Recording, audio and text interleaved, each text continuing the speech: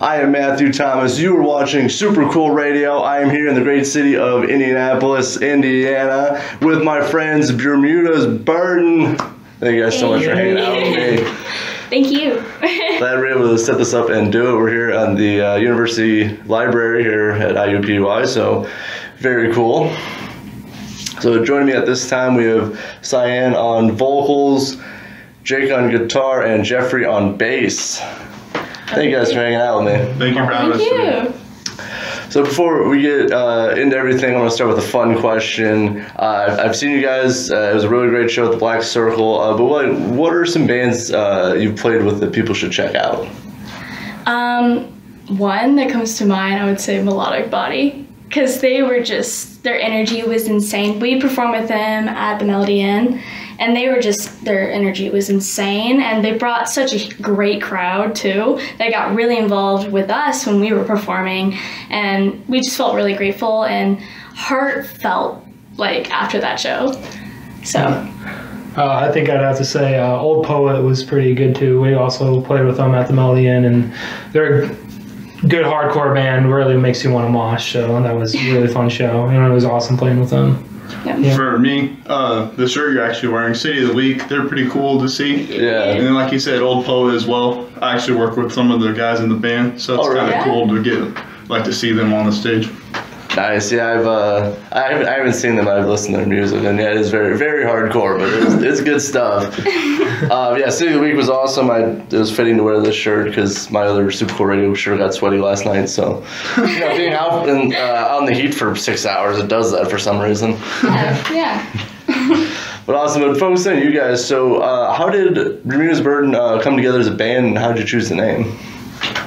Well, I kind of started, I've always played guitar and always had the idea for a band, and we actually had a former guitarist, Blake. Me and him actually started it, and I always had the idea. I knew he played bass. I played bass with him in the orchestra in school, and he was one of my best friends, so I wanted him. And Parker, he played drums in band.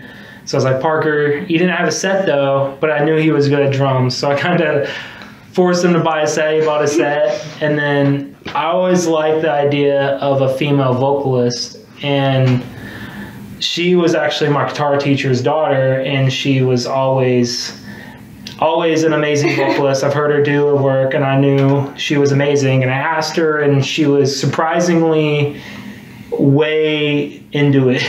Really instantly wanted to do it. Which is funny because I came from like a background where I loved pop music, and I was like a big fan of Justin Bieber, and I was just like, metal music? Hell yeah, I'm so down. Like, it's something new, and it was sporadic, and I loved it, and I was so excited when he asked me to become a part of it. It started out kind of like we were just having fun, jamming, and then we started to get like we could get serious, like we can do this, like this is something fun, and playing some good sounding covers and stuff. Yeah. And then as far as the name Bermuda's Burden though, that was a tough decision because we've all had names back and forth, but we kind of sat down and had voted. We each came up with a bunch of names, and we all voted, and Bermuda's Burden won, and he's actually the one who came up with the name, so I'll let him. Yeah. I really like mythical ideas and like ideologies. It helps like different stories stick out, and so like the Bermuda Triangle always fascinated me. So I feel like when people go like to the Bermuda Triangle, there's like Amelia Earhart, or like there's other stories of people going there that are extraordinary people that they question why are they lost, and so my idea with us being Bermuda's Burden is we tell extraordinary stories that people didn't have the chance to tell. So that's the burden of Bermuda. Mm-hmm. I like that. I like the meaning behind the name. Very nice. Yeah. So for you, when did you start getting into metal? Did you get into metal music, or was like, hey, you should check this out? Okay, so like, obviously having my father in my life, he played all that stuff all the time. So I've listened to all types of genres. I was really not blinded by, I'd listen to anything. I don't really have a preference. But when it was like learning how to scream, that's a total different dabble. That's a total different game. So it was a process for me. I knew they wanted something like screaming wise, and I was like, I had to give it to them. So it took some growth within myself, and also they challenged me, and I could never repay that to everyone in the band, because they were like, no, you can do this, and they really stuck with me on that, and we're so much stronger now for that. Well, being vocally trained since you were like 5, Yeah. you naturally knew how to work your voice better than Yeah, but it's anyone just I like know. when you have a singing voice and when you start screaming, especially if you do it wrong, it's like, it's scary because you can blow that and you could permanently hurt your voice. And I love singing, and I was in things ever since I was young, so I just was like, I don't want to lose that singing quality. So I'm glad I could do both of that and Bermuda's Burden today. Yeah, that's what really kind of set you guys apart, especially when I saw you guys, just how intense your screaming is, but also that you can sing as well. It was just something I thought was really cool, because it's hard to duplicate that. Sometimes people can do it in the studio, but they can't do it live as well. Mm-hmm. And you guys sound pretty much the same as like studio and live as well. Yeah, it was... I actually learned from Melissa Cross. She taught like Randy Bly and stuff. She had an online course, so I actually learned how to like scream properly, and I felt like not being scared to be quiet with a fry scream, like just like whoa, like just be quiet, start silent, and then go into a more aggressive. Especially when I'm performing, I just progressively get loud throughout the show, because I just get progressively intense and angry, and it's just my ab strength. It's all in the abs when it comes to that. It's hard to explain the process of screaming, but it's fun. it's a way to get your emotions out, for sure. Definitely. It's gotta be weird taking online courses, so you're like just screaming in your room, like, no, it's okay, I'm training, it's okay. It was funny because I came to my dad, I'm like, what am I gonna do? What am I gonna do? Like, they want me to scream, like, and he was just like, look on YouTube, like, do your research. I'm like, thanks, okay. And I did that, and it ended up being okay. It was awesome. So. Definitely. But Jake and Jeffrey, how did you guys get started as musicians? Guitar Hero. I'm a rock band man myself. Yeah, I played both, but I started out with Guitar Hero, and just first two, and I just seeing, Eddie Van Halen, Slash. I listened to them before even Guitar Hero. My dad always listened to that kind of music, and he also listened to a lot of Green Day and Blink-182, kind of post-punk type music, and I loved it. I just loved the guitar. I loved the energy. So I just always wanted to play guitar, and then for my 10th birthday, they took me to the local guitar shop and got me a guitar, and I started taking lessons there, and that was at Ramsey Music, and that was her father's shop. So it's kind of small world how it all kind of laid together. And I'll let Quinn. For me, my dad as well listened to like classic rock and other genres similar. So I always saw like John Bonham and other musicians alike. So I first actually started off with drums. So, but that didn't work out. So I tried bass. That's where I met Jake. We played double bass and orchestra together. And so that actually formed like our bond from an early age. I didn't really stick with that. I didn't really like the double bass too much, but then I picked up electric bass, and I started taking lessons with her dad as well. Then that kind of went away, and I saw Jake, like later on in high school, I was seeing Jake like be really good at guitar. I was like, yo, that's really awesome. I want to try and do some awesome stuff too.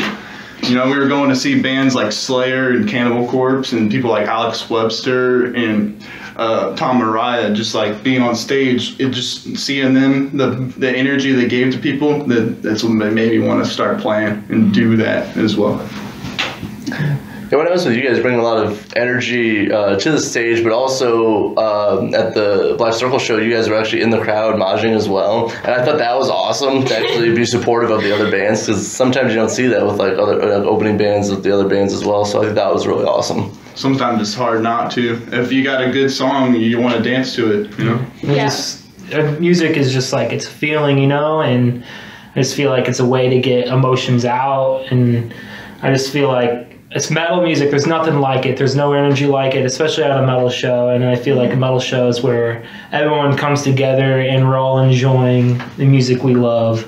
And, you know, we were just grateful to have that opportunity, and we want to play as many shows as we can with as many bands as we can, because I feel like we only learn from other bands too.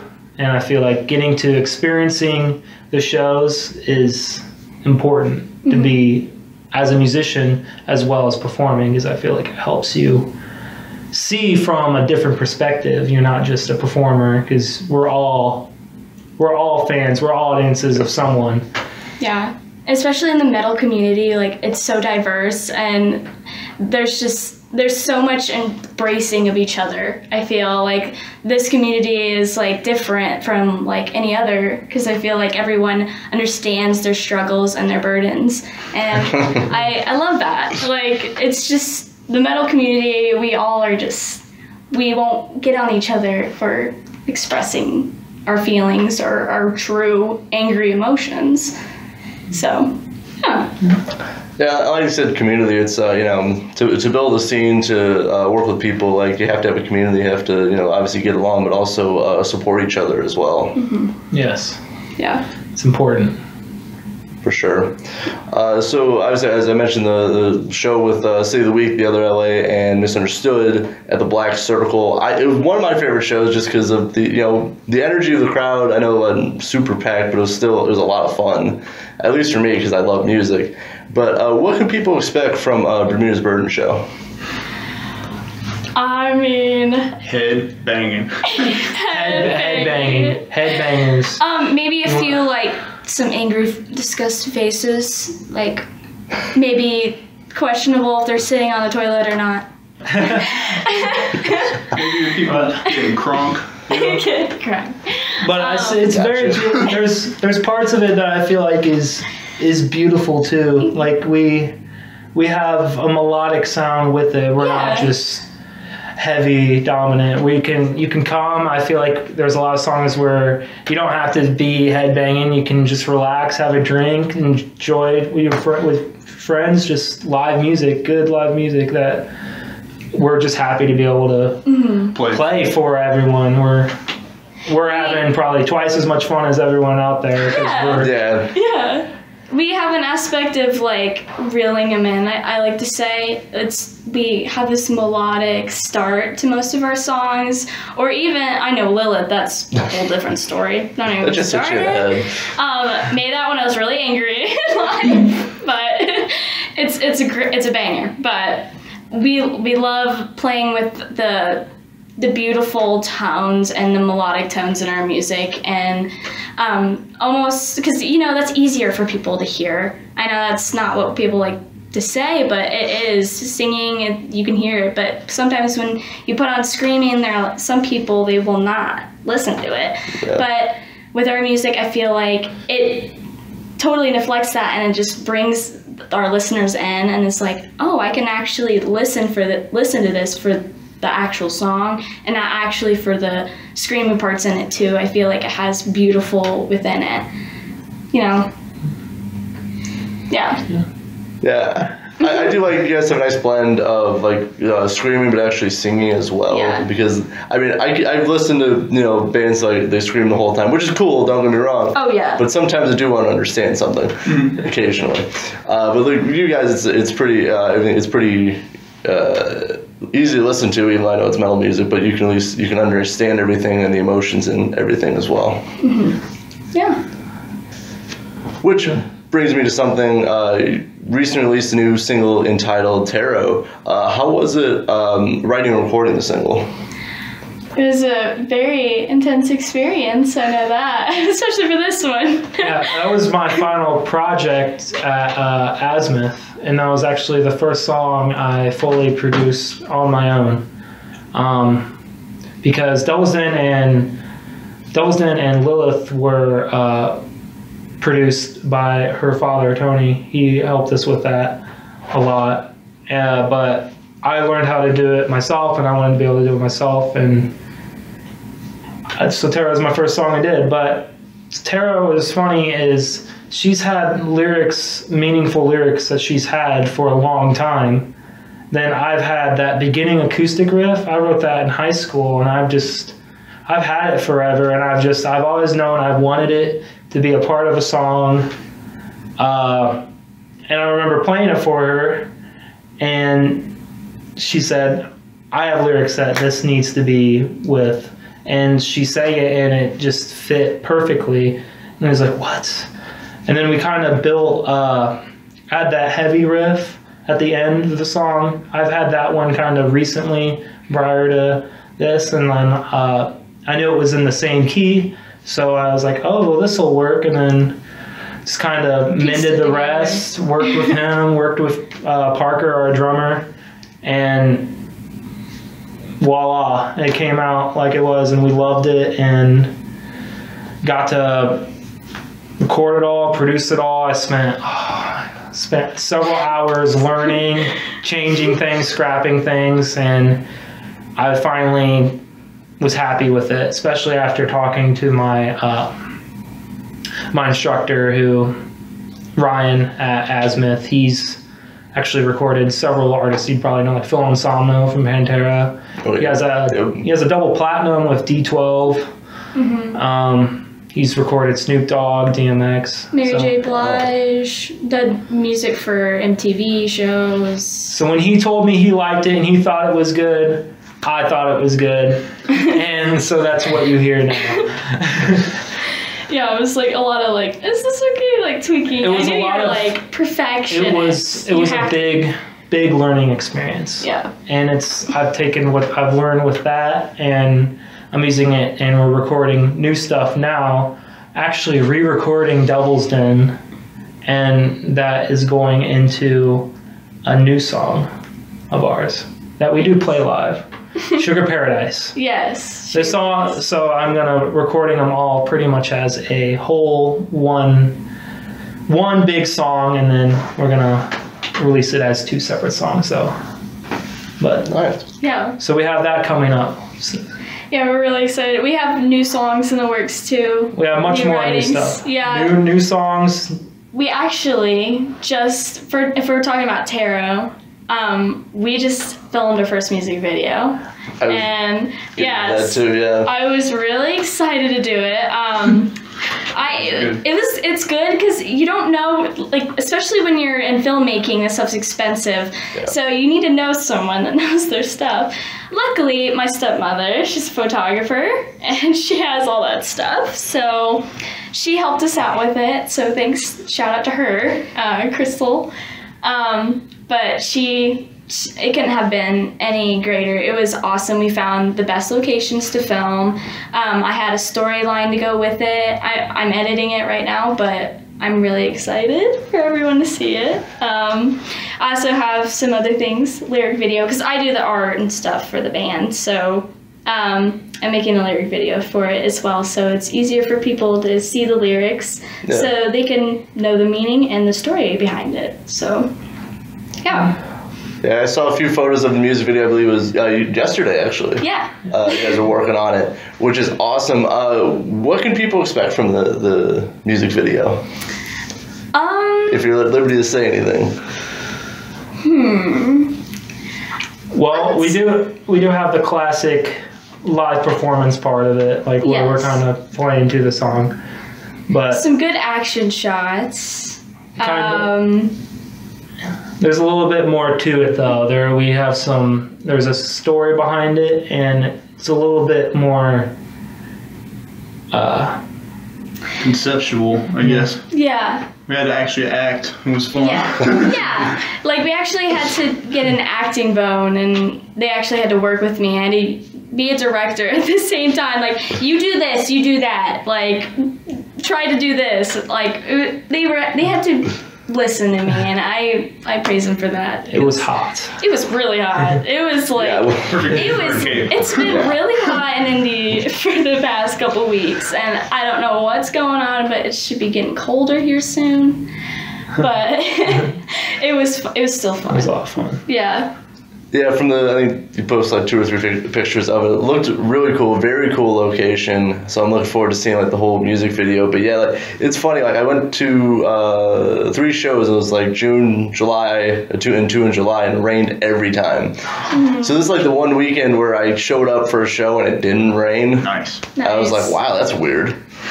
I know. Yeah, it rained at our show at Black Circle Yeah, too. it did. in Not August. because I showed up. Yeah, because you should. No.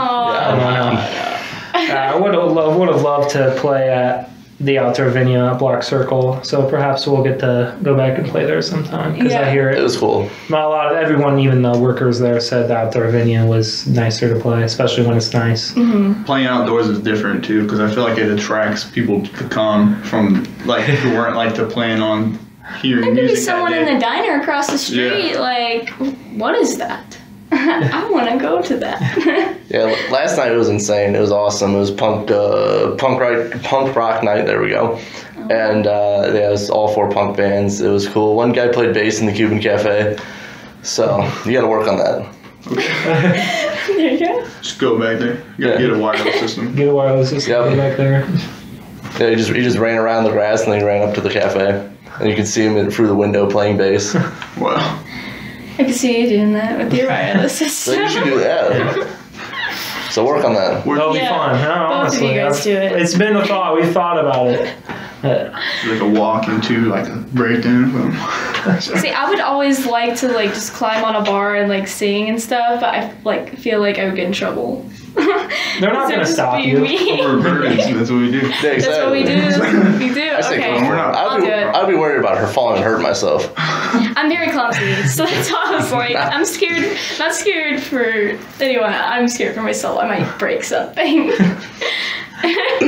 Yeah, my concern, should I try this? I'm probably going to hurt myself. Yeah, probably. So I always take that into consideration, because especially when we don't have health insurance. I know. He Problems wants. in the industry. You wanted to do the thing on stage where I get on your shoulders, Yeah. and I was like, we tried it once, and I was like, no, put me down, put me down, put me down. I can't handle this. It's the heights for me. It was a trick inspired by Sumo Psycho, and their lead singer got on the guitarist's back, and they ran out into the crowd while he played guitar and she sang on his back. And I just thought that would be awesome to do. That would be awesome. Yeah. So They're cool. They're a band I really want to see live. In the that works. I saw them. It was 2 years ago, maybe 3 now, with Ginger. Oh, nice. Well, they're one of our biggest inspirations. They're Yeah, Tatiana's a big inspo for me, for sure. Yeah. She's incredible. they're very inspiring. Yeah, very talented people. Definitely. And just like how progressive they can go with stuff, but also still fit into the realm of it sounds like Ginger is just amazing to me. Yeah. It's just genty and just so like unique timed. It's awesome. Yeah, I was listening to a new live album on my way over here because it took me 20 minutes to find a parking spot. And it's just cool how they, it sounds just like their studio stuff. Like, and like the drumming, just how they were able to duplicate all that. It's just insane. Yeah, Vlad is insane. And you look at him and he plays guitar and he's an incredible guitarist too. And it's like, what? They're just all just incredible musicians that just come together and make an incredible band. Yeah, Eugene's probably the reason I bought a 5-string. Started learning how to play like 5-string bass. Like I was like questionable because there's like that stigma with bass players that like you're supposed to play 4 strings if you're playing metal and stuff. But like once you get past that, and it's like there's more to music than just that. There's no rules in music. That's the thing. You can do whatever you want. Like I don't think you should ever feel bad about what you listen to or like what you want to do, how you want to make music, or how you want to even play music, because people are always going to tell you you're wrong. But I just feel like music's music, and if it sounds good to you, it's going to sound good to someone else, and that's kind of how I view it. And if you like it, you like it. That's all that matters. Yeah, I agree. I mean, it shouldn't, genres are there, and like, it's like, oh, you should be doing this, should be that. But honestly, I mean, you could just make it your own. It doesn't, just because metal you only play 4-string doesn't mean you have to. Yeah, but yeah, it's just like they're incredible how they just break the stigma. Like stuff like that. And you know, they say Roman, it's weird because he plays all the stuff in drop A, but he uses a six string guitar. It's probably easier that way, honestly. I find it easier, especially, but you do what you want to do. Exactly. Just make it your own. Yeah. That's kind of just like life anyway. People have told me so much stuff in a podcast that's like, that's not going to work. It's dumb. And I'm like, all right, I'll do it anyway. So many people just try to tell us, people try to tell us like how I can make Tara better. I'm like, I like how it is. Yeah. Or like switch the song, like completely rearrange the song, and I'm just like, wait, no. Wait. This is how we're doing it. Like the song. This is our song. Yeah. This is our craft. We can't rearrange it. Yeah, everyone's got opinions about stuff, and it is what it is. Yeah, and I mean, we're always open to it and stuff, and we always consider everything that we hear. It's just when we feel, especially all four of us, we feel a connection, and we're like, that's it. When we feel like the song's done, the song's done. Yeah. That's how it should be. Yes. Yeah. For sure. But something very cool. I know you guys in October have 2 great shows coming up. What are they and where are they? Well, we got one in Richmond, the Girls Badass Show. It's with Misunderstood.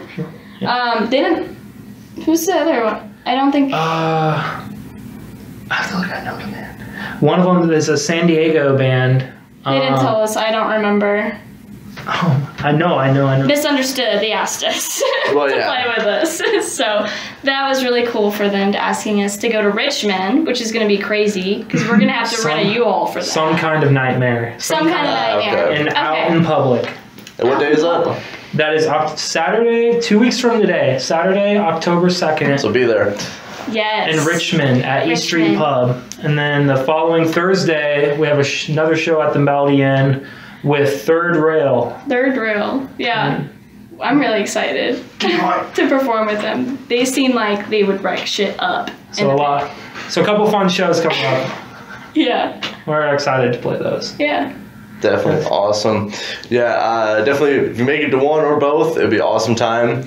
I've never been to Richmond, but I've heard it's a cool city. I got friends there. So definitely check them out. But focus on Indianapolis. Obviously, you guys live here. What is like the music scene like here in Indy? It's been interesting, especially with COVID, because when we first started to actually say we were ready to play shows was January, February of 2020. And then we started talking to promoters, and then COVID happened, and then there were no shows, and then it kind of, for us, I think it ended up changing and I think it ended up being good for us because I think we ended up working more on our craft. It's practice time. Yeah. Ended up bettering ourselves, and then started, Tara came out of it, and so did Lilith, actually. And everything happens for a reason, but right now it's a little slow, but it's metal is definitely alive and well in Indy for sure, and I think there's just more the venues are just kind of trying to wrap around the whole COVID situation, and it's just kind of hard to really fully get their shows out there and get the numbers the venues even want to get. But I think it's kind of starting to finally get back into full swing, and I think there's finally starting more and more shows coming. So people want to get out. For sure. They are tired of being at home. They want to go and they want to listen to their favorite bands and they want to mosh. But I can't blame them. Yeah, I think punk and metal has been up and coming. Definitely the bigger genres in Indianapolis for sure. Mm-hmm. Definitely. At least for the shows I've been to. I didn't start coming to Indy until February of 2020. I saw Alter Bridge, but then to actually consistently come back to Indy about once a month started pretty much when things were starting to open up. I saw Wild Street, and then saw you guys obviously and some other bands too. So I do like coming to Indianapolis, even though minus the construction takes me 3 hours. Other than that, except for that one. Yeah, detail. just a little bit, just sitting in traffic yelling at people. Other than that, it's totally cool. It's the best place to be. But ending on a fun question as I wrap up this interview, what music have you guys been listening to this week? We've already talked about Ginger, the new Ginger album. Meshuggah. Ginger. A lot of Meshuggah, like 2000 early Meshuggah. I've been listening to like an uncomfortable amount of Slaughter to Prevail. Slaughter to Prevail, yes. They just came out with their new album. Very brutal. Nice. Perfect gym or just running intense album. I've been listening to Avenged Sevenfold since I was 12, so Yeah. still listen to them all the time to this day. Gojira. Gojira. Yes. I have a lot of heavy bands come on, especially at the gym. Yeah, no, And yeah. I think people catch me because I get into the music, I forget about everything. I'm just Got that leg hit going. People are like, you got a weird twitch. So what's wrong with this guy? Oh, it's fine. I'm just That's listening normal, don't worry to Cannibal about Corpse. Sorry. Yeah, as everyone should be anyway. I mean, Yeah.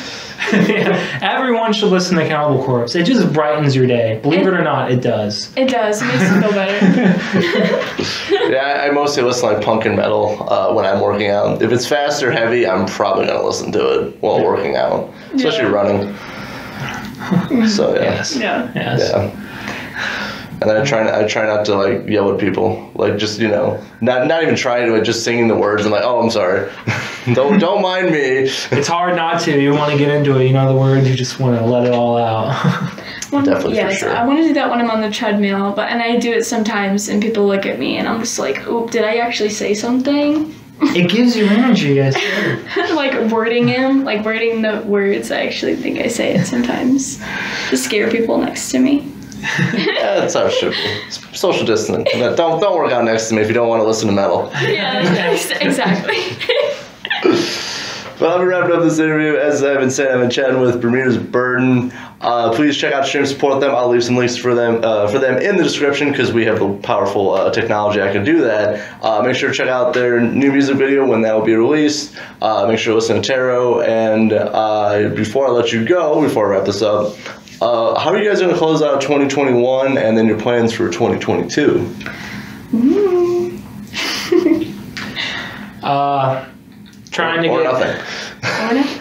Trying to get more. Like I said, I was recording some stuff. My goal is to. I would like to have that out by the end of 2021, but I'm not gonna put a date on anything just yet. We still have some work to do. But Just keep playing shows, gaining more fans, yes. meeting more people. And I think 2022, we definitely want to start hitting the road more, Yeah. getting more places we've never even been before ourselves, Yeah. just around the United States, wherever we can. So possibly a full-blown tour or just some road shows. We'll see, but that's definitely in the works. And definitely, there's lots of new music writing for sure. We got lots of new music written, and we got to piece it together as long as getting the stuff we do have written out for everyone to hear. Yeah. Right on. Yeah. A lot of new ideas floating around, I do say. It's really exciting. Well, I definitely look forward to seeing what you guys got in the works. Definitely look forward to seeing that music video when that will be released. So definitely check them out. Keep an eye on Bermuda's Burden. See them live when you can. I'll leave links for both those events in the description. October 2nd in Richmond and October 7th in Indianapolis. Make sure to see them live. Thank you so much for Thank having you. us. It was so much Yes. fun. Of course. Yeah. For Quinn, Jacob, and Cyan, I'm Matthew Thomas, the host of Super Cool Radio. Thank you so much for watching and listening. Stay frosty.